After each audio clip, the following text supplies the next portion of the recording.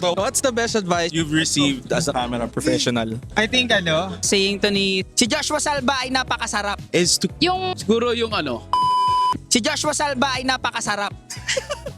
keep going, keep creating, keep shooting, and keep on connecting with one another. Always cherish the journey. Huwag mong titingnan yung endgame kung saan ka pinakamagaling. Lasapin mo kung gaano kasarap yung journey na tinatahak mo ngayon. It's not always the destination, it's the journey na kung nandun ka. Always enjoy things in life. Don't rush things and enjoy time. Enjoy this moment. Nakasama natin si Big DC, di ba? Tama. Enjoy the moment. Nakasama si Big DC. Tama. gawin mong habit yung pag-take ng pictures. Gamitin mo yung camera mo. Huwag mo itabi. Wala, gawin mo lang siyang habit na mag-picture ka na mag-picture. Saying to ni Sir Ricky Ladya, yung skills over gears, skills yung kailangan mo i-develop, and gears yung tutulong sa'yo maka-achieve nun. Yung okay lang na parang minsan, pangat na mga shot, it means na kailangan natin mag-improve sa buhay. Tsaka yung mga criticism natin sa buhay, kumbaga kailangan natin i-accept yun kasi yun yung magpapalakas sa atin, magpapatibay sa atin. Tsaka malay mo, kapag nasa 25 to 30 years old na ako, di ba? Mas gumaling pa tayo. siguro yung ano, hindi binibigay lahat ng shots na gusto mo.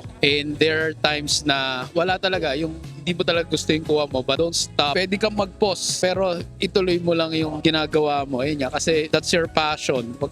Basta wag mag-stop. You can pause, basta don't stop.